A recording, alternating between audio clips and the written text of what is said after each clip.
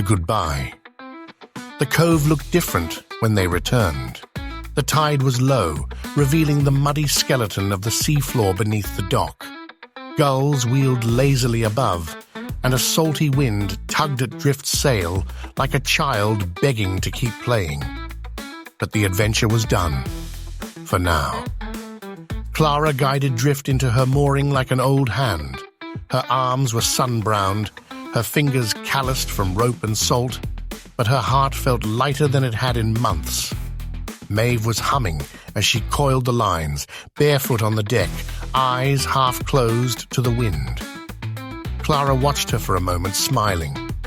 They'd lived out a dream that most people never dared even voice. And now it was time to return. Not because the journey was over, but because it had opened something new. Her parents stood on the shore when they arrived, both shading their eyes against the morning sun. Clara waved. Her mom waved back, slowly, like she wasn't sure if Clara was real or some salt-kissed mirage. They hadn't said much over the radio in the past few days. Clara had checked in, as promised. Short, clipped messages. We're safe, anchoring near the island, back tomorrow. But this was the moment they'd all been thinking about. The return, the proof. Clara climbed down and sloshed through the tide-wet sand, hauling her bag over her shoulder. She walked right into her mother's arms, the way she used to when she was smaller, when scraped knees or thunder scared her. Except this time, it was her mother who trembled. "You did it," she whispered. Clara nodded against her shoulder. "We did."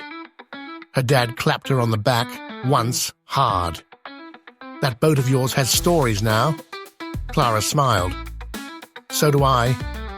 Maeve stayed behind to secure Drift. Clara offered to help, but Maeve waved her off. "Go be the returning hero," she teased. "I'll meet you later." Clara grinned and jogged up the path with her parents. The town felt strange now, quieter, smaller, as if she'd grown too quickly and it hadn't kept up. At home, she showered and changed into soft cotton, the land clothes making her feel oddly stiff. Her bed was too still, the walls too solid. She lay back and stared at the ceiling fan turning above her. The sea was still in her ears. That afternoon, she walked to Silas's place. He was in his usual spot, porch, coffee mug, dog-eared paperback in one hand. "You're back," he said, without looking up. "Didn't think I'd stay gone forever." He closed the book. "You could have." Clara leaned against the railing. "We went farther than the headland, found an island, slept on the beach, saw a reef with turtles."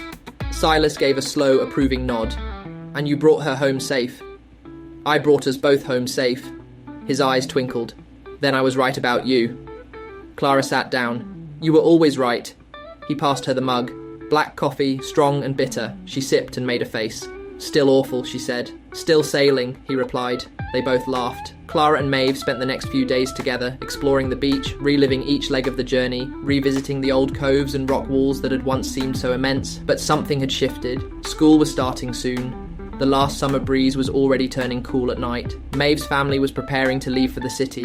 They sat on the dunes the evening before she left, watching the horizon where the sun sank into the sea like a coin dropped into a wishing well. "I'll miss this place," Maeve said, arms around her knees. Clara nodded. "It won't be the same without you." "You'll have the boat." "It's not the same." Maeve looked at her sideways. "You could come visit sometime, or maybe I'll come back next summer." "You better," Clara said. "Drift asks about you when you're not around." They both smiled, then sat in silence, listening to the surf. Eventually, Maeve said, "Do you think we'll forget?" "No," Clara said. "We'll remember every gust, every splash, every mile." They leaned against each other as the stars came out, and the next morning, Clara stood at the edge of the dock as Maeve's car pulled away down the winding beach road. They waved until they couldn't see each other anymore. Clara stayed there a long time after, the wind tugging at her hair. She could feel it again, the restlessness, the gentle ache of the horizon calling, but not yet. She had promises to keep and a goodbye to finish. That night she returned to Drift, alone. The boat waited in the moonlight, quiet and content, tied to the old piling. The water was calm, the wind low, the stars were sharp above her. She stepped aboard and sat cross-legged on the deck. She placed her hand on the tiller. "Thank you," she whispered. The boat creaked gently, as if in reply. Clara reached into her pack and pulled out a small bundle, one of the green sea glass pieces they'd found on the island. She tied it with a string and hung it from the boom where it would catch the light. A piece of the journey, a piece of Maeve, a piece of herself. She didn't cry. Goodbyes didn't always have to hurt. Sometimes they were just the next step, the space you made so something new could begin. A few days later, school started. Clara sat by the window in class, doodling tiny sails in the margin of her notebook. Her teacher talked about math or geography. Clara wasn't really listening. She was thinking about wind speed, about tide charts, about the map Silas had given her. When class ended, she walked home by the water. Drift was there, as always, waiting.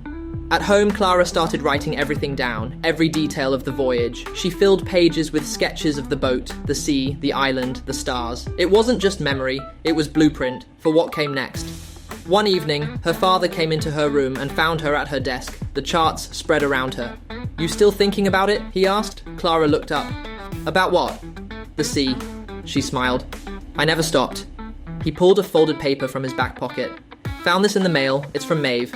Clara opened it. A postcard. The front showed a crowded city street, but on the back, Maeve had drawn a tiny boat sailing over the words, "Don't let the tide forget us." Clara stuck it to her mirror. She wouldn't forget. The horizon still called, not like a scream now, but like a song. And one day soon, Clara knew she would answer again, because she wasn't just someone who had sailed, she was a sailor now.